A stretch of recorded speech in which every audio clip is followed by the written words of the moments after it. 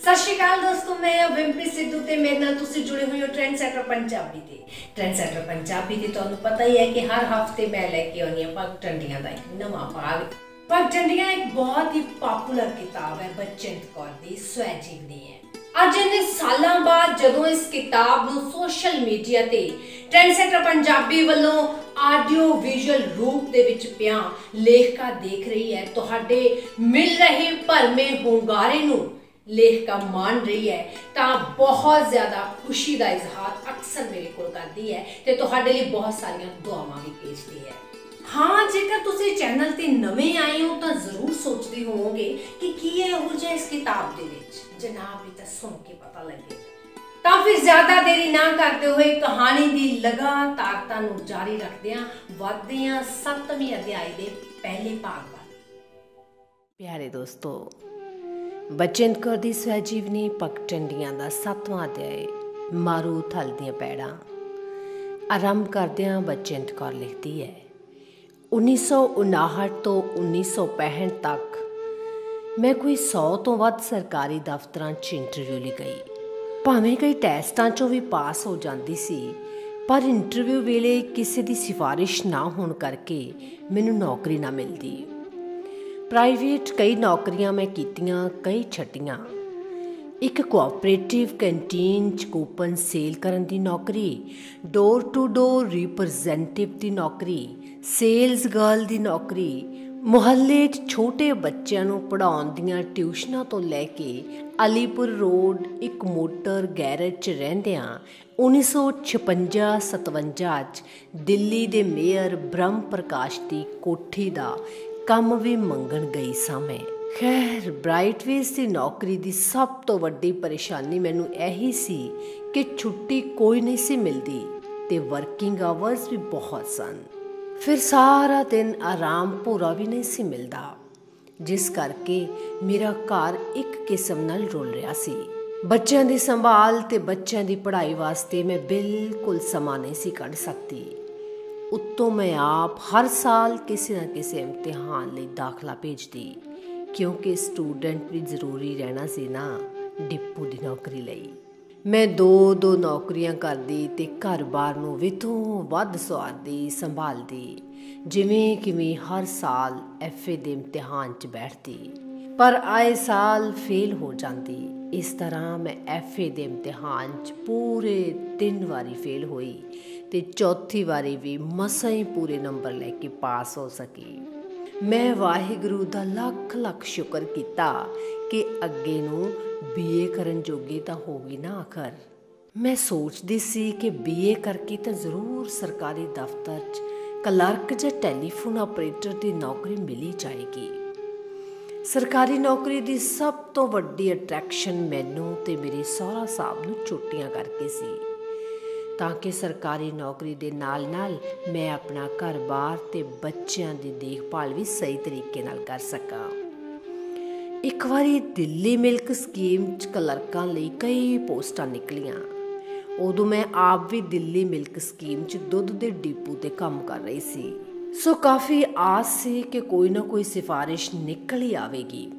मैं उत्थे अर्जी देण पिछों कैशियर नूं कहा कि किवें ना किवें करके कह सुन के मैनू दिल्ली मिल्क स्कीम दे मेन ऑफिस 'ਚ क्लर्क लगवाउण दी कोशिश करे। हुण तां मैं 10वीं जमात पास करन पिछों ज्ञानी ते FA दे इम्तिहान भी पास कर लए सन।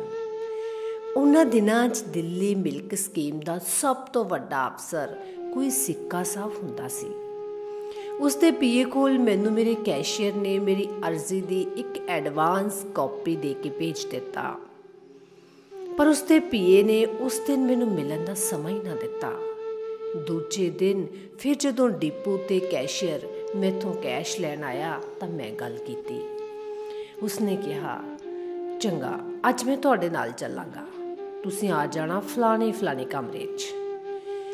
मैं उसके दिते समय सिर दिल्ली मिल्क स्कीम के दफ्तर पहुँच गई तो वह मैनू सिक्का साहब के PA को लै गया। इंटरव्यू बारे गलबात की। उसने मैनू एक होर लेडी अफसर मिस बैनर्जी कोल भेज दिता। उसने इंटरव्यू 'ਚ बैठना सी, पर उस दिन वो छुट्टी ते सी। ਇਸ ਕਰਕੇ ਬੈਨਰਜੀ ਦੇ ਪੀਏ ਨੇ ਮੈਨੂੰ ਇੱਕ ਖੁੱਲਰ ਸਾਹਿਬ ਕੋਲ ਭੇਜਿਆ। ਖੁੱਲਰ ਨੇ ਮੈਨੂੰ ਐਤਵਾਰ ਵਾਲੇ ਦਿਨ ਅਰਜ਼ੀ ਦੀ ਇੱਕ ਕਾਪੀ ਤੇ ਸਾਰੇ ਸਰਟੀਫਿਕੇਟ ਲੈ ਕੇ ਆਪਣੇ ਘਰ ਆਉਣ ਲਈ ਕਿਹਾ।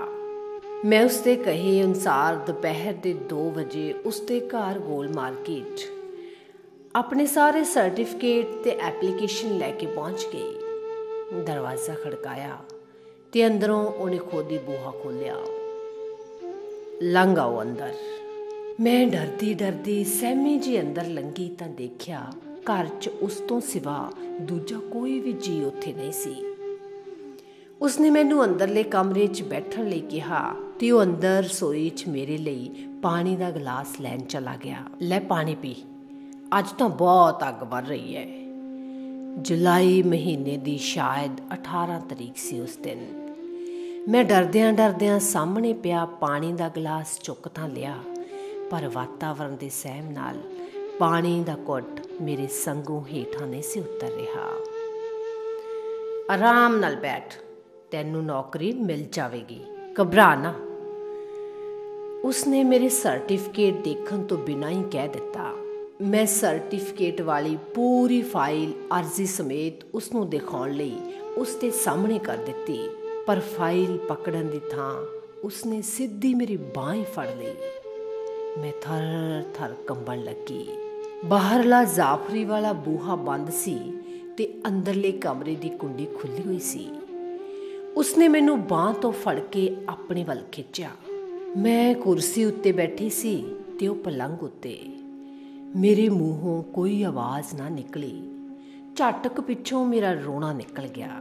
ਸੱਚ ਪੁੱਛੋ ਤਾਂ ਉਸ ਵੇਲੇ ਦੀ ਆਪਣੀ ਸਹੀ ਹਾਲਤ ਮੈਂ ਬਿਲਕੁਲ ਹੀ ਬਿਆਨ ਨਹੀਂ ਕਰ ਸਕਦੀ। ਮੇਰੇ ਸਾਹਮਣੇ ਉਸ ਅਧਖੜ ਲੰਬੇ ਚੌੜੇ ਤੇ ਖਰਾਟ ਭੱਦੀ ਜੀ ਦਿੱਖ ਵਾਲੇ ਬੰਦੇ ਦੇ ਜ਼ਾਲਮ ਲੰਬੇ ਹੱਥ ਸਨ ਤੇ ਮੈਂ ਬੇਬਸ ਤੇ ਲਾਚਾਰ। ਬਸ ਉਸ ਤੇ ਰਹਿਮੋ ਕਰਮ ਉੱਤੇ ਹੀ ਸੀ ਹੁਣ ਤਾਂ। ਕਹਿੰਦੇ ਨੇ ਡੁੱਬਦੇ ਨੂੰ ਤਿਨਕੇ ਦਾ ਸਹਾਰਾ। ਅਚਾਨਕ ਉਸਦੇ ਘਰ ਦੀ ਧੋਬਣ ਪ੍ਰੈਸ ਕੀਤੇ ਹੋਏ ਕੱਪੜੇ ਲਈ ਜਾਫਰੀ ਦੇ ਬਾਹਰ ਆ ਖੜੀ ਹੋਈ ਤੇ ਲੱਗੀ ਦਰਵਾਜ਼ਾ ਖੜਕਾਉਣ। ਜਾਫਰੀ 'ਚੋਂ ਅੰਦਰਲੇ ਨੂੰ ਬਾਹਰਲਾ ਬੰਦਾ ਸਾਫ਼ ਦਿਖਾਈ ਦਿੰਦਾ ਸੀ। ਬਾਹਰਲੇ ਨੂੰ ਅੰਦਰਲਾ ਦਿਖਦਾ ਸੀ ਜਾਂ ਨਹੀਂ, ਮੈਂ ਕੁਝ ਨਹੀਂ ਕਹਿ ਸਕਦੀ। ਉਸਨੂੰ ਬੂਹੇ ਅੱਗੇ ਖੜਿਆਂ ਦੇਖ ਖੁੱਲਰ ਉੱਠ ਕੇ ਵਰਾਂਡੇ ਤੱਕ ਆਇਆ ਤੇ ਧੋਬਣ ਤੋਂ ਉੱਥੋਂ ਹੀ ਕੱਪੜੇ ਫੜ ਕੇ ਜਾਫਰੀ ਦਾ ਕੁੰਡਾ ਲਾਉਣ ਲੱਗਿਆ। ਪਰ ਇੰਨੇ 'ਚ ਮੈਂ ਜਾਫਰੀ ਤੱਕ ਪਹੁੰਚ ਚੁੱਕੀ ਸੀ ਤੇ ਧੋਬਣ ਨੇ ਮੈਨੂੰ ਦੇਖ ਵੀ ਲਿਆ ਸੀ।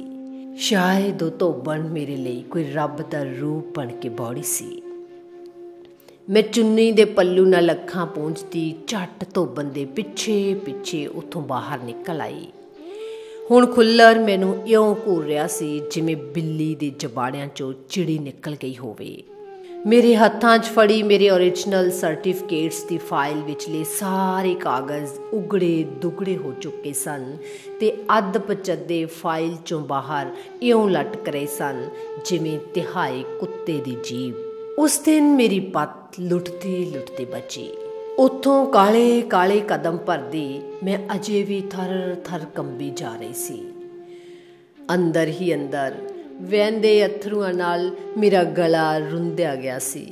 ਮੇਰੀ ਮਾਂ ਦੇ ਹਾਨ ਦੀ ਧੋਬਣ ਨੇ ਮੈਥੋਂ ਨਜ਼ਰਾਂ ਨਾਲ ਕਿੰਨਾ ਕੁਝ ਪੁੱਛਿਆ ਸੀ, ਪਰ ਮੈਂ ਤਾਂ ਜਾਲੀ ਦੀ ਆਪਣੀ ਚਿੱਟੀ ਚੁੰਨੀ ਨਾਲ ਵਾਰ ਆਪਣੇ ਹੰਝੂ ਪੂੰਝਦੀ ਵਾਹੋ ਦਾਹੀ ਗੋਲ ਮਾਰਕੀਟ ਦੇ ਬੱਸ ਸਟਾਪ ਵੱਲ ਭੱਜੀ ਜਾ ਰਹੀ ਸੀ।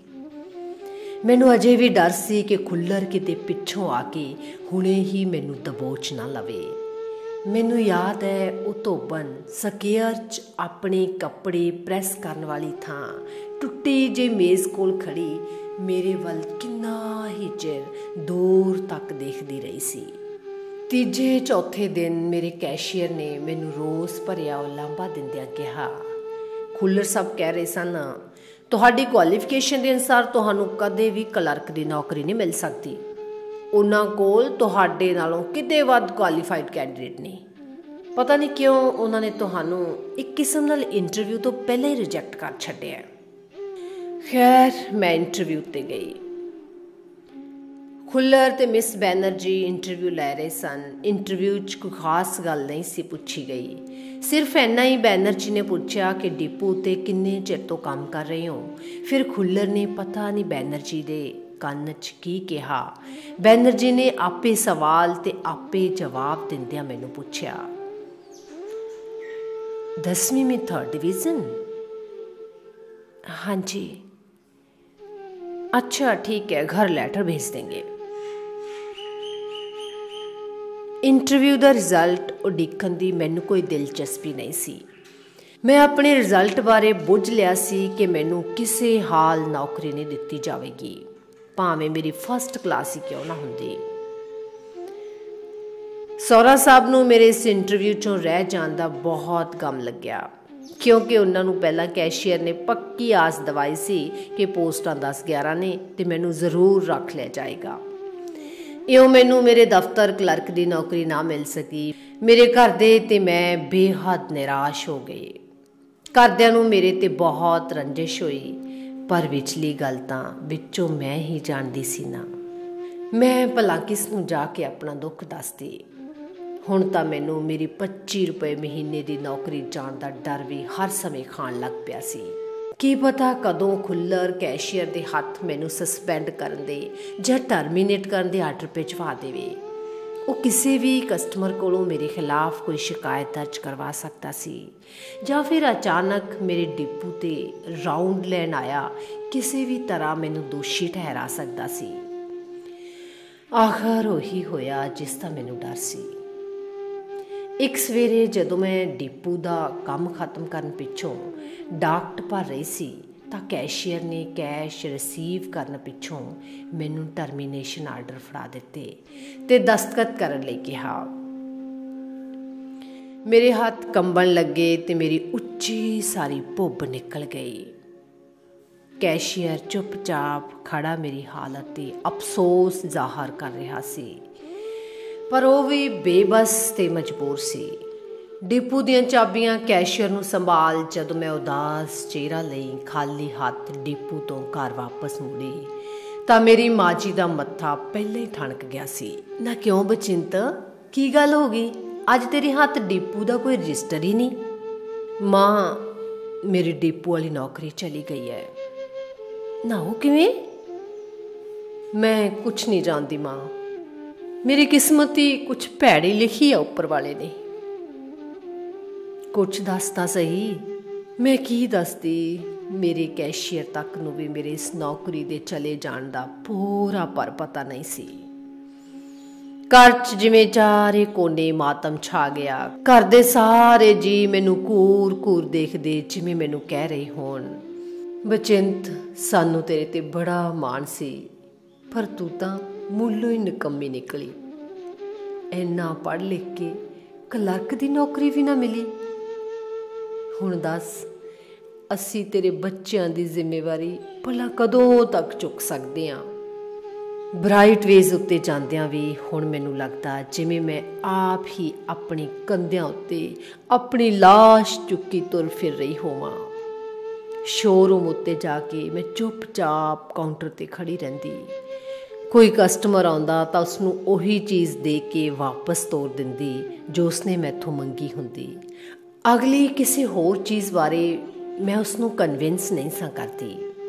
ਮਾਲਕ ਇੱਕ ਦਿਨ ਤਾਂ ਬਰਦਾਸ਼ਤ ਕਰਦੇ ਰਹੇ, ਹਾਰ ਕੇ ਉਹਨਾਂ ਨੇ ਮੈਨੂੰ ਮੇਰਾ ਮੂੰਹ ਦੇਖਣ ਲਈ ਨਹੀਂ ਸੀ ਨਾ ਰੱਖਿਆ, ਕੰਮ ਕਰਨ ਲਈ ਰੱਖਿਆ ਸੀ। ਖੜੀ ਲੱਤ ਹੱਡ ਭੰਨਵੀਂ ਮਿਹਨਤ ਕਰਨ ਤੋਂ ਬਿਨਾਂ ਭਲਾ ਕੋਈ ਪ੍ਰਾਈਵੇਟ ਕੰਪਨੀ ਤੋਂ ਪੈਸੇ ਕਿਵੇਂ ਲੈ ਸਕਦਾ ਸੀ? ਇੱਕ ਦਿਨ ਦੋਹਾਂ 'ਚੋਂ ਵੱਡੇ ਭਰਾ ਨੇ ਮੈਨੂੰ ਸ਼ੋਅਰੂਮ ਦੇ ਪਿਛਲੇ ਪਾਸੇ ਪਏ ਕੂੜੇ ਕਬਾੜ ਕੋਲ ਬੁਲਾ ਕੇ ਕਿਹਾ, ਬਚਿੰਤ, ਕਈ ਦਿਨਾਂ ਤੋਂ ਅਸੀਂ ਦੇਖ ਰਹੇ ਹਾਂ ਤੂੰ ਕੰਮ 'ਚ ਬਿਲਕੁਲ ਇੰਟਰਸਟ ਨਹੀਂ ਲੈ ਰਹੀ। ਜੇਕਰ ਤੇਰਾ ਚਿੱਤ ਨਹੀਂ ਕਰਦਾ ਕੰਮ ਕਰਨ ਨੂੰ, ਤੂੰ ਬੜੀ ਖੁਸ਼ੀ ਨਾਲ ਅਸਤੀਫਾ ਦੇ ਸਕਦੀ ਹੈ।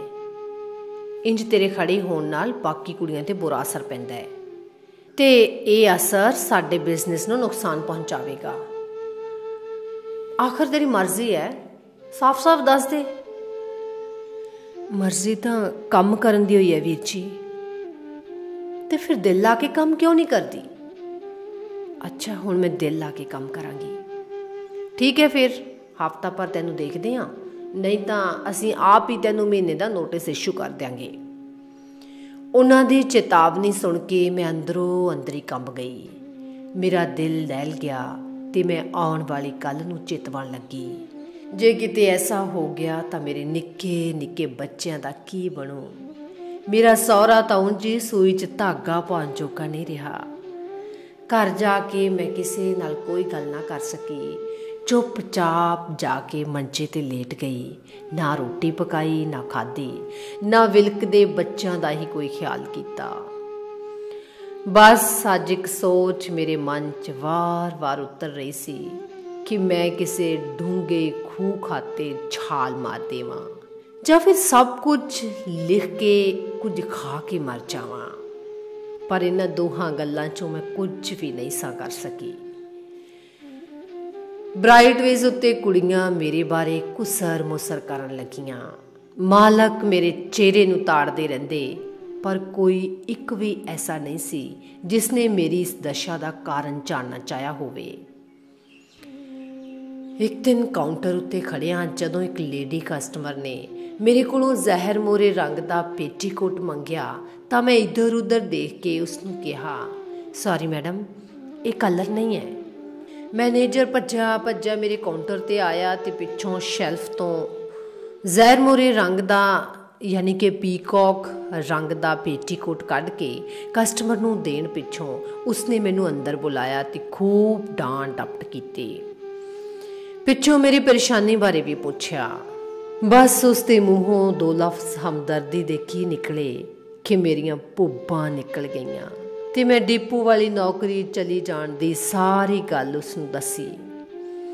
ਉਸਨੇ ਮੈਨੂੰ ਭਰੋਸਾ ਦਿਵਾਇਆ ਕਿ ਜੇਕਰ ਮੈਂ ਉੱਥੇ ਚਿੱਤ ਲਾ ਕੇ ਕੰਮ ਕਰਕੇ ਦਿਖਾਵਾਂ ਤਾਂ ਮੇਰੀ 15 ਰੁਪਏ ਤਨਖਾਹ ਵਧਾ ਦਿੱਤੀ ਜਾਏਗੀ। ਮੈਨੂੰ ਕਾਫੀ ਹੌਸਲਾ ਹੋਇਆ ਅਤੇ ਮੈਂ ਮੁੜ ਜਾਨ ਮਾਰ ਕੇ ਕੰਮ ਕਰਨ ਲੱਗੀ। 3 ਸਾਲ ਮੈਂ ਬ੍ਰਾਈਟਵੇਜ਼ ਉੱਤੇ ਨੌਕਰੀ ਕਰਦੀ ਰਹੀ ਅਤੇ ਘਰ ਦਾ ਤੋਰਾ ਕਿਵੇਂ ਨਾ ਕਿਵੇਂ ਔਖਿਆਂ ਸੌਖਿਆਂ ਤੁਰ ਰਿਹਾ ਸੀ। ਪਰ ਅਚਾਨਕ ਇੱਕ ਬਿੱਜ ਸਾਡੇ ਘਰ ਉੱਤੇ ਆ ਡਿੱਗੀ। 28 ਸਤੰਬਰ 1964 ਨੂੰ ਇੱਕ ਦਿਨ ਦਿੱਲੀ 'ਚ ਅੰਤਾਂ ਦੀ ਹਨੇਰੀ ਆਈ। ਝੱਖੜ ਝੁੱਲਿਆ, ਵੱਡੇ ਵੱਡੇ ਦਰਖਤ ਸੜਕਾਂ 'ਤੇ ਟੁੱਟ ਕੇ ਡਿੱਗ ਪਏ। ਫਿਰ ਕਿਸੇ ਪਰਲੋ ਵਰਗਾ ਮੂਲਾਧਾਰ ਮੀਂਹ ਵਰਿਆ।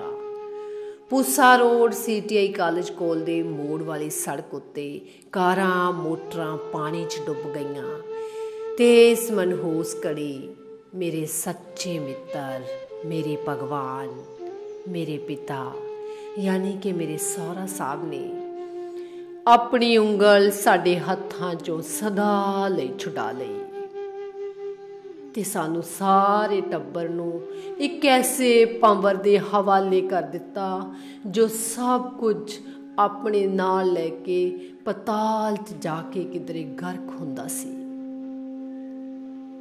ਇਸ ਅੰਨੇ ਤੂਫਾਨ 'ਚ ਮੇਰੇ ਸਹੁਰਾ ਸਾਹਿਬ ਪਤਾ ਨਹੀਂ ਕਿਵੇਂ ਕਿੱਥੇ ਪੈਰੋਂ ਉਖੜ ਕੇ ਤੂਫਾਨ 'ਚ ਵਹਿ ਗਏ। ਜਦੋਂ 3 ਦਿਨਾਂ ਪਿੱਛੋਂ ਇਰਬਨ ਹਸਪਤਾਲ 'ਚ ਉਹ ਸਾਨੂੰ ਇੱਕ ਬੈੱਡ ਉੱਤੇ ਬੇਹੋਸ਼ ਪਏ ਮਿਲੇ ਤਾਂ ਪੁਲਿਸ ਦੇ ਇੱਕ ਬੰਦੇ ਨੇ ਸਾਨੂੰ ਦੱਸਿਆ ਕਿ ਇਹ ਸਾਨੂੰ 30 ਹਜ਼ਾਰੀ ਪੁਲ ਉੱਤੇ ਇਸੇ ਤਰ੍ਹਾਂ ਬੇਹੋਸ਼ ਡਿੱਗੇ ਪਏ ਮਿਲੇ ਸਨ ਤੇ ਅੱਜ ਤੱਕ ਹੋਸ਼ ਨਹੀਂ ਆਈ। 3 ਰਾਤਾਂ 3 ਦਿਨ ਸਾਰਾ ਟੱਬਰ ਉਹਨਾਂ ਦੇ ਸਾਹਮਣੇ ਖੜਾ ਰਿਹਾ। ਅੰਤ ਬਿਨਾਂ ਇੱਕ ਵੀ ਬੋਲ ਕਿਸੇ ਨਾਲ ਸਾਂਝਾ ਕਰਿਆ ਉਹ ਇਸ ਦੁਨੀਆ ਤੋਂ ਲਾਂਭੇ ਹੋ ਗਏ। ਹੁਣ ਮੁਸੀਬਤਾਂ ਦਾ ਭਾਰੀ ਪਹਾੜ ਮੇਰੇ ਤੇ ਟੁੱਟ ਪਿਆ ਸੀ। ਮਕਾਨ ਮਾਲਕ ਰੋਜ਼ ਤੰਗ ਕਰਨ ਲੱਗਿਆ ਕਿ ਕਿਰਾਇਆ ਵਧਾਓ ਜਾਂ ਮਕਾਨ ਖਾਲੀ ਕਰੋ। ਘਰ ਦੀ ਰੀੜ੍ਹ ਦੀ ਹੱਡੀ ਤਾਂ ਪਹਿਲਾਂ ਹੀ ਟੁੱਟ ਚੁੱਕੀ ਸੀ। ਕੁੱਲ 115 ਰੁਪਏ ਆਮਦਨੀ, 3 ਬੱਚੇ, ਇੱਕ ਬਿਮਾਰ ਸੱਸ, ਦੂਜੀ ਜਵਾਨ ਜਹਾਨ ਨਣਦ ਤੇ ਪਤੀ ਦਾ ਤਾਂ ਕਹਿਣਾ ਕੀ। ਨਣਦ 10ਵੀਂ ਜਮਾਤ 'ਚੋਂ ਚੌਥੀ ਵਾਰ ਫੇਲ ਹੋ ਗਈ ਸੀ। ਅੰਤ ਮੈਂ ਜਦੋਂ 15 ਰੁਪਏ ਕਿਰਾਇਆ ਦੇਣ ਜੋਗੀ ਵੀ ਨਾ ਰਹੀ ਤੇ ਉੱਤੋਂ ਮਕਾਨ ਮਾਲਕ ਮੁਕੱਦਮਾ ਦਾਇਰ ਕਰਨ ਉੱਤੇ ਤੁਲ ਗਿਆ ਤਾਂ ਅਸੀਂ ਉਸ ਮਕਾਨ ਨੂੰ ਤਾਲਾ ਲਾ ਬੁੱਧਾ ਗਾਰਡਨ ਨੂੰ ਜਾਂਦੀ ਆਰ ਬਲਾਕ ਵਾਲੀ ਸੜਕ ਉੱਤੇ ਪੱਥਰ ਢੋ ਢੋ ਇੱਕ ਕੱਖਾਂ ਕਾਨਿਆਂ ਦੀ ਝੌਂਪੜੀ ਬਣਾ ਲਈ। ਇਸ ਝੌਂਪੜੀ ਵਾਲੀ ਥਾਂ ਇੱਕ ਟੋਏ ਦਾ ਕਬਜ਼ਾ ਲੈਣ ਲਈ ਮੈਂ ਪੂਰੇ 150 ਰੁਪਏ ਦਿੱਤੇ ਸਨ, ਸਿਰਫ ਇਸ ਕਰਕੇ ਕਿ ਉਸ ਟੋਏ 'ਚ ਟੋਆ ਵੇਚਣ ਵਾਲਾ ਆਪਣਾ ਕੂੜਾ ਸੁੱਟਦਾ ਸੀ ਅਤੇ ਇਸੇ ਕਰਕੇ ਉਸ ਦਾ ਉਸ ਟੋਏ 'ਤੇ ਕਬਜ਼ਾ ਸੀ। ਅਸੀਂ ਸਾਰੇ ਟੱਬਰ ਦੇ ਜੀਅ ਜਦੋਂ ਬਾਹਰ ਜੰਗਲ ਪਾਣੀ ਜਾਂਦੇ ਤਾਂ ਮੁੜਦੇ ਹੋਏ ਇੱਕ ਇੱਕ ਪੱਥਰ ਸਿਰ 'ਤੇ ਚੁੱਕ ਲਿਆਉਂਦੇ। ਇਉਂ ਝੌਂਪੜੀ ਦੀਆਂ 3 ਕੰਧਾਂ ਉੱਚੀਆਂ ਕਰਨ 'ਚ ਸਾਨੂੰ ਪੂਰੇ 3 ਮਹੀਨੇ ਲੱਗੇ। ਬੱਚੇ ਤਾਂ ਛੋਟੇ ਛੋਟੇ ਰੋੜੇ ਢੋ ਸਕਦੇ ਸਨ। ਮਾਂ ਜੀ ਮੇਰੀ ਨੂੰ ਇੱਥੇ ਆ ਕੇ ਸੱਜੇ ਪਾਸੇ ਦਾ ਅਧਰੰਗ ਮਾਰ ਗਿਆ। ਬਾਕੀ ਬਚੀਆਂ ਮੈਂ ਤੇ ਮੇਰੀ ਨਣਦ। ਹਾਂ, ਸਰਦਾਰ ਸਾਹਿਬ ਨੂੰ ਪਿਓ ਦੇ ਮਰਨ ਪਿੱਛੋਂ ਮਾੜੀ ਜਿਹੀ ਹੋਸ਼ ਆਈ ਕਿ ਉਸ ਦਾ ਵੀ ਕੋਈ ਟੱਬਰ ਹੈ, ਉਸ ਦੇ ਵੀ ਨਿੱਕੇ ਨਿੱਕੇ ਬੱਚੇ ਨੇ, ਇੱਕ ਮੁਟਿਆਰ ਭੈਣ ਹੈ, ਇੱਕ ਬਿਮਾਰ ਅਧਰੰਗ ਦੀ ਮਾਰੀ ਮਾਂ ਵੀ ਹੈ। ਮਾਂ ਦੀ ਦਵਾਈ ਬਹੁਤ ਜ਼ਰੂਰੀ ਸੀ, ਪਰ ਉਸ ਤੋਂ ਵੀ ਕਿਤੇ ਜ਼ਰੂਰੀ ਸੀ 2 ਵਕਤ ਦੀ ਰੋਟੀ। ਬੱਚਿਆਂ ਦੇ ਮੂੰਹ ਚੋਗਾ ਪਾਉਣਾ ਤਾਂ ਹਰ ਮਾਂ ਪਿਓ ਦਾ ਪਹਿਲਾ ਫਰਜ਼ ਹੁੰਦਾ ਨਾ। 2 ਵਕਤਾਂ ਦੀ ਰੋਟੀ ਤਾਂ ਇੱਕ ਪਾਸੇ, ਇੱਥੇ ਤਾਂ ਪੂਰੀ ਪਿਆਸ ਮਿਟਾਉਣ ਲਈ ਪਾਣੀ ਦਾ ਸੋਕਾ ਪਿਆ ਰਹਿੰਦਾ ਸੀ। ਪਾਣੀ ਸਾਡੀਆਂ ਝੁੱਗੀਆਂ ਤੋਂ ਕੋਈ ਕੋਹ ਭਰ ਦੂਰ ਮਿਊਨਸੀਪਲ ਦੇ ਨਲਕੇ ਤੋਂ ਲਿਆਉਣਾ ਪੈਂਦਾ ਸੀ। ਗਰਮੀ ਦੀ ਰੁੱਤੇ ਇੱਕ ਘੜਾ ਪਾਣੀ ਤਾਂ ਦੁਪਹਿਰਾਂ ਤੱਕ ਪੀਣ ਵਾਲੀ ਮੁੱਕ ਜਾਂਦਾ। ਫਿਰ ਨਹਾਉਣਾ ਧੋਣਾ, ਬਿਮਾਰ ਮਾਂ ਜੀ ਦੇ ਪਿਸ਼ਾਬ ਪਖਾਨੇ ਵਾਲੇ ਕੱਪੜੇ ਧੋਣੇ, ਜੋ ਮੈਂ ਬਹੁਤ ਦੂਰ ਇੱਕ ਪਹਾੜੀ ਦੀ ਢਲਾਨ ਦੇ ਹੇਠਾਂ ਛੱਪੜ 'ਚ ਜਾ ਕੇ ਧੋ ਕੇ ਲਿਆਉਂਦੀ ਸੀ। ਇਹ ਥਾਂ ਅੱਜ ਵੀ ਉੱਥੇ ਉਵੇਂ ਦੀ ਉਵੇਂ ਪਈ ਹੈ। ਜਿਸ ਨਲਕੇ ਤੋਂ ਅਸੀਂ ਪੀਣ ਵਾਲਾ ਪਾਣੀ ਝੌਂਪੜੀਆਂ ਵਾਲੇ ਲੈਣ ਲਈ ਜਾਂਦੇ, ਉੱਥੇ ਹੋਰ ਵੀ ਲੋਕ ਵਸਦੇ ਸਨ। ਸੋ ਇੱਕ ਗਾਗਰ ਪਾਣੀ ਲਈ ਘੰਟਾ 1.5 ਘੰਟਾ ਲੰਬੀ ਲਾਈਨ 'ਚ ਲੱਗਣਾ ਪੈਂਦਾ। ਮੀਂਹ ਜਾਏ ਝੱਖੜ ਜਾਏ, ਲੰਬੀ ਕਤਾਰ 'ਚ ਖੜੀ ਲੱਤ ਖੜੇ ਹੋਣਾ ਹੀ ਪੈਂਦਾ ਸੀ। ਐਡੀ ਕੋਹ ਭਰ ਦੀ ਦੂਰੀ ਤੋਂ ਪਾਣੀ ਲਿਆਉਣ 'ਚ ਮਹੀਨੇ 'ਚ 1 ਘੜਾ ਜ਼ਰੂਰ ਫੁੱਟ ਜਾਂਦਾ। ਉਦੋਂ ਘੜਾ ਰੁਪਏ ਜਾਂ 12 ਆਨੇ ਦਾ ਆਉਂਦਾ ਸੀ ਤੇ ਉਦੋਂ 1 ਰੁਪਈਆ ਤਾਂ ਸਾਡੇ ਲਈ ਬਹੁਤ ਵੱਡੀ ਰਕਮ ਸੀ। ਸਾਡੀਆਂ ਕਈ ਥੋੜ੍ਹਾ ਪੂਰੀਆਂ ਕਰ ਸਕਦਾ ਸੀ। ਅੱਧਾ ਕਿਲੋ ਦਾਲ ਜਾਂ ਅੱਧਾ ਕਿਲੋ ਚਾਵਲ ਇਸੇ ਰੁਪਏ ਨਾਲ ਖਰੀਦੇ ਜਾ ਸਕਦੇ ਸਨ। ਖੈਰ, ਜਦੋਂ ਬੱਚੇ ਪਾਣੀ ਲੈਣ ਜਾਂਦੇ ਤਾਂ 3 ਚੌਥੇ ਦਿਨ ਘੜਾ ਭਰਨ ਆਉਂਦੇ। ਆਖਰ ਮੈਂ ਆਪਣੀ ਬੇਬੇ ਕੋਲੋਂ ਲੋਹੇ ਦੀ ਗਾਗਰ ਪਟਿਆਲਿਓਂ ਮੰਗਵਾਈ, ਜੋ ਅਸੀਂ ਰੌਲਿਆਂ ਸਮੇਂ ਧੋਬੀਆਂ ਦੇ ਘਰੋਂ ਚੁੱਕੀ ਸੀ। ਇਸ ਗਾਗਰ ਨਾਲ ਸਿਰਫ ਮੈਂ ਹੀ ਪਾਣੀ ਢੋ ਸਕਦੀ ਸੀ, ਕਿਉਂਕਿ ਬੱਚਿਆਂ ਤੋਂ ਇਸ ਗਾਗਰ ਦਾ ਭਾਰ ਨਹੀਂ ਸੀ ਚੁੱਕਿਆ ਜਾਂਦਾ। ਸਾਉਣ ਮਹੀਨੇ ਜਦੋਂ ਮੀਂਹ ਵਰਦਾ ਤਾਂ ਸਾਡੀ ਝੌਂਪੜੀ ਤਿੱਪ ਤਿੱਪ ਚੋਣ ਲੱਗ ਜਾਂਦੀ। ਪਰ ਸਾਨੂੰ ਮੀਂਹ ਦਾ ਬਹੁਤਾ ਚਾਅ ਵੀ ਰਹਿੰਦਾ, ਕਿਉਂਕਿ ਇਸ ਮੀਂਹ ਦੇ ਪਾਣੀ ਨੂੰ ਵਿਹੜੇ 'ਚ ਟੋਇਆ ਪੁੱਟ ਕੇ ਅਸੀਂ ਇਕੱਠਾ ਕਰ ਲੈਂਦੇ ਤੇ ਫਿਰ ਪੀਪੇ 'ਚ ਭਰ ਲੈਂਦੇ। ਲਿਪਾ ਪੋਚੀ ਤੇ ਜੰਗਲ ਪਾਣੀ ਜਾਣ ਦੇ ਕੰਮ 'ਚ ਇਸ ਦੀ ਵਰਤੋਂ ਕਰਦੇ। ਐਸਾ ਕਰਨ ਲਈ ਮੈਂ 1 ਗਾਗਰ ਪਾਣੀ ਲਿਆਉਣ ਤੋਂ ਬਚ ਵੀ ਜਾਂਦੀ ਸਾਂ। ਕਈ ਵਾਰੀ ਰਾਤ ਸਮੇਂ 9 10 ਵਜੇ ਸੁੰਨੀ ਸੜਕ ਉੱਤੋਂ ਲੰਘ ਕੇ ਪਾਣੀ ਢੋਣਾ ਪੈਂਦਾ ਤੇ ਟਿਕੀ ਰਾਤ ਝੌਂਪੜੀਆਂ 'ਚੋਂ ਗਿੱਦੜ ਇੱਧਰ ਉੱਧਰ ਭੱਜਦੇ ਮੇਰਾ ਕਲੇਜਾ ਧੂ ਜਾਂਦੇ। ਜਿਵੇਂ ਕਿਵੇਂ ਵੇਲਾ ਲੰਘਦਾ ਰਿਹਾ। ਅਗਲੇ ਵਰੇ ਕਿਵੇਂ ਨਾ ਕਿਵੇਂ ਮੇਰੀ ਨਣਦ ਦਾ ਪੰਜਾਬੀ ਮੈਟ੍ਰਿਕ ਦਾ ਦਾਖਲਾ ਭਰਿਆ ਤੇ ਉਹ 5ਵੀਂ ਵਾਰੀ ਪੂਰੇ ਨੰਬਰ ਲੈ ਕੇ 10ਵੀਂ 'ਚੋਂ ਪਾਸ ਹੋ ਗਈ। ਸਾਡੇ ਲਈ ਇਹ ਬੇਹੱਦ ਖੁਸ਼ੀ ਦਾ ਦਿਨ ਸੀ। ਉਸ ਦਾ ਨਤੀਜਾ ਸੁਣ ਕੇ ਮਾਂ ਜੀ ਦੇ ਚਿਹਰੇ 'ਤੇ ਗੁਲਾਬੀ ਜਿਹੀ ਭਾਅ ਫੈਲ ਗਈ। ਪਰ ਮੈਂ ਜਾਣਦੀ ਸੀ ਕਿ ਉਸ ਨੂੰ ਕੋਈ ਟ੍ਰੇਨਿੰਗ ਕਰਵਾ ਕੇ ਹਰ ਹਾਲ ਨੌਕਰੀ 'ਤੇ ਲਵਾਉਣਾ ਬਹੁਤ ਜ਼ਰੂਰੀ ਸੀ, ਕਿਉਂਕਿ ਉਸਦੀ ਕਿਸੇ ਅੰਦਰਲੀ ਕਮੀ ਕਾਰਨ ਉਸਦੀ ਸ਼ਾਦੀ ਨਹੀਂ ਸੀ ਹੋ ਸਕਦੀ। ਮੈਨੂੰ ਮਾਂ ਜੀ ਦਾ ਦਵਾ ਦਾਰੂ ਦਾ ਕੋਈ ਹੀਲਾ ਨਹੀਂ ਸੀ ਲੱਭਿਆ। ਜੇਠ ਜਠਾਣੀ 1962 'ਚ ਭਾਰਤ ਛੱਡ ਕੇ ਲੰਡਨ ਜਾ ਵਸੇ ਸਨ। ਉਹਨਾਂ ਨੂੰ ਮਾਂ ਜੀ ਦੀ ਬਿਮਾਰੀ ਬਾਰੇ ਚਿੱਠੀ ਲਿਖੀ ਕਿ ਸ਼ਾਇਦ ਉਹੀ ਕੁਝ ਪੈਸੇ ਭੇਜ ਦੇਣ, ਪਰ ਉਹਨਾਂ ਦਾ ਅੱਗੋਂ ਜਵਾਬ ਆਇਆ ਕਿ ਮਾਂ ਜੀ ਨੂੰ ਜਹਾਜ਼ ਚੜ੍ਹਾ ਕੇ ਸਾਡੇ ਕੋਲ ਲੰਡਨ ਭੇਜ ਦਿਓ ਤੇ ਇੱਥੇ ਅਸੀਂ ਆਪੇ ਇਲਾਜ ਕਰਵਾ ਲਵਾਂਗੇ। ਪਰ ਇੱਥੇ ਤਾਂ ਲੰਡਨ ਨੂੰ ਚਿੱਠੀ ਪਹੁੰਚ ਜੋਗੇ ਪੈਸੇ ਮਸਾਂ ਜੁੜਦੇ ਸਨ। ਮਾਂ ਨੂੰ ਕਿਵੇਂ ਲੰਡਨ ਭੇਜਦੇ। ਦਿਨ ਲੰਘਦੇ ਗਏ, ਬੱਚੇ ਦੋਵੇਂ ਸਰਕਾਰੀ ਸਕੂਲ 'ਚ ਜਾਣ ਲੱਗ ਪਏ। ਮੈਂ ਆਪਣੀ ਨਣਦ ਨੂੰ ਕਿਸੇ ਟ੍ਰੇਨਿੰਗ ਲਈ ਭੇਜਣ ਵਾਸਤੇ ਸੋਚਣ ਲੱਗੀ। ਅਚਾਨਕ ਇੱਕ ਸਵੇਰ IASRI ਦੇ care taker mister Dhani Ram ji ਨੇ ਮਾਰਨਿੰਗ ਵਾਕ ਲਈ ਬੁੱਧਾ ਪਾਰਕ ਨੂੰ ਜਾਂਦਿਆਂ ਰਾਜ ਸਾਡੀ ਚੌਂਪੜੀ ਦਾ ਬੂਹਾ ਖੜਕਾਇਆ। ਤੁਸੀਂ? ਹਾਂਜੀ, ਮੈਂ ਖੁਸ਼ਖਬਰੀ ਦੇਣ ਆਇਆ। ਕੀ? ਸਾਡੇ ਦਫ਼ਤਰ ਕੰਪਿਊਟਰ ਲੱਗ ਰਿਹਾ ਹੈ। ਇੱਥੇ ਘੱਟ ਤੋਂ ਘੱਟ 100 ਵੈਕੈਂਸੀਆਂ ਨਿਕਲ ਰਹੀਆਂ ਨੇ ਕੀ ਪੰਚ ਆਪਰੇਟਰ ਦੀਆਂ। ਸੋ ਤੁਸੀਂ ਛੇਤੀ ਨਾਲ 3 ਮਹੀਨੇ ਦੀ ਕੀ ਪੰਚ ਆਪਰੇਟਰ ਦੀ ਟ੍ਰੇਨਿੰਗ ਲੈ ਲਓ ਤੇ EMPLOYEES EXCHANGE ਤੋਂ ਟੈਸਟ ਪਾਸ ਕਰ ਲਵੋ। ਅਕਤੂਬਰ ਤੱਕ ਹੋ ਜਾਵੇ ਤਾਂ ਜ਼ਿਆਦਾ ਵਧੀਆ ਹੈ। 9 ਤੁਹਾਡਾ ਜ਼ਰੂਰ ਆ ਜਾਏਗਾ EMPLOYMENT ਤੋਂ, ਕਿਉਂਕਿ ਅਸੀਂ ਟੈਸਟ ਲਈ 150 ਤੋਂ ਵੱਧ ਕੈਂਡੀਡੇਟ ਮੰਗੇ ਨੇ। ਇਸ ਵਾਰੀ ਤੁਹਾਡਾ ਕੰਮ ਜ਼ਰੂਰ ਬਣ ਜਾਏਗਾ। ਇਹ ਜੌਬ ਟੈਲੀਫੋਨ ਆਪਰੇਟਰ ਦੀ ਜੌਬ ਨਾਲੋਂ ਵੀ ਕਿਤੇ ਚੰਗੀ ਹੈ, ਨਾਲੇ ਤਨਖਾਹ ਵੀ ਜ਼ਿਆਦਾ ਹੈ। ਪਰ ਵੀਰਾ, ਮੈਂ ਟ੍ਰੇਨਿੰਗ ਲਈ ਪੈਸੇ ਕਿੱਥੋਂ ਲਿਆਵਾਂ? ਇੱਥੇ ਤਾਂ 2 ਵਕਤ ਦੀ ਰੋਟੀ ਦੇ ਲਾਲੇ ਪਏ ਹੋਏ ਨੇ। ਉੱਤੋਂ ਮਾਂ ਜੀ ਅਧਰੰਗ ਨਾਲ ਪਈ ਹੈ। ਉਹਦਾ ਸੱਜਾ ਪਾਸਾ ਬਿਲਕੁਲ ਹੀ ਮਾਰਿਆ ਗਿਆ ਹੈ। ਨਾ ਕੋਈ ਦਵਾ ਬੂਟੀ, ਨਾ ਹਸਪਤਾਲ ਵਾਲੇ ਭਰਤੀ ਕਰਦੇ ਨੇ ਕਿਸੇ ਜਾਣ ਪਛਾਣ ਤੋਂ ਬਿਨਾਂ। ਤੁਸੀਂ ਹਿੰਮਤ ਰੱਖੋ। ਮੇਰਾ ਇੱਕ ਚਾਚੇ ਦਾ ਲੜਕਾ ਇਰਵਨ ਹਸਪਤਾਲ 'ਚ ਕੰਮ ਕਰਦਾ ਹੈ। ਉੱਥੇ ਉਹ ਸਰਜਨ ਹੈ। ਕੱਲ੍ਹ ਨੂੰ ਮਾਤਾ ਜੀ ਨੂੰ ਤਿਆਰ ਰੱਖਣਾ। ਮੈਂ 9 ਵਜੇ ਇਹਨਾਂ ਨੂੰ ਹਸਪਤਾਲ ਦਾਖਲ ਕਰਾਉਣ ਲਈ ਲੈ ਜਾਵਾਂਗਾ। ਅੱਜ ਮੈਂ ਉਹਦੇ ਨਾਲ ਟੈਲੀਫੋਨ ਕਰਕੇ ਗੱਲ ਕਰਾਂਗਾ। ਤੁਸੀਂ ਟ੍ਰੇਨਿੰਗ ਹਰ ਹਾਲ ਕਰਨੀ ਹੈ, ਫਿਰ ਵਕਤ ਹੱਥ ਨਹੀਂ ਆਉਣਾ। ਦੂਜੇ ਦਿਨ ਅਸੀਂ ਮਾਂ ਜੀ ਨੂੰ ਇਰਵਨ ਹਸਪਤਾਲ ਦਾਖਲ ਕਰਵਾਏ। ਦਿਨ 'ਚ ਮੇਰੀ ਨਣਦ ਮਾਂ ਜੀ ਕੋਲ ਰਹਿੰਦੀ ਤੇ ਪੁੱਤਰ ਵੀ ਕਦੇ-ਕਦੇ ਮਾਂ ਜੀ ਨੂੰ ਦੇਖਣ ਚਲਾ ਜਾਂਦਾ। ਪਰ ਹੁਣ ਮਾਂ ਜੀ ਤੇ ਨਣਦ ਦੇ ਘਰੋਂ ਚਲੇ ਜਾਣ ਕਰਕੇ ਬੱਚੇ ਸਾਰਾ ਦਿਨ ਇਕੱਲੇ ਰਹਿ ਗਏ ਸਨ। ਨਵੀਂ ਇੱਕ ਸਮੱਸਿਆ ਖੜੀ ਹੋ ਗਈ।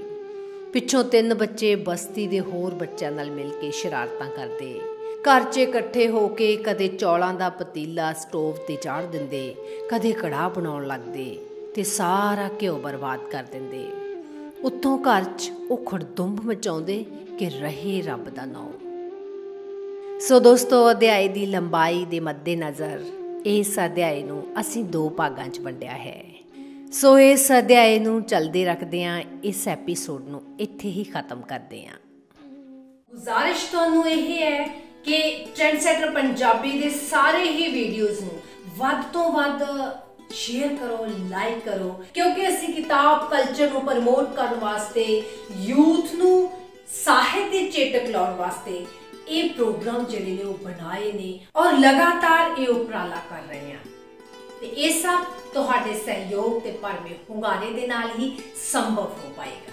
ਇਸ ਵਾਅਦੇ ਦੇ ਨਾਲ ਕਿ ਅਗਲਾ ਐਪੀਸੋਡ ਬਹੁਤ ਜਲਦ ਲੈ ਕੇ ਆਵਾਂਗੀ। ਤਦ ਤੱਕ ਲਈ ਮੈਨੂੰ ਦਿਓ ਇਜਾਜ਼ਤ ਤੇ ਆਪਣਾ ਰੱਖਿਓ ਖਿਆਲ। ਸਤਿ ਸ਼੍ਰੀ ਅਕਾਲ।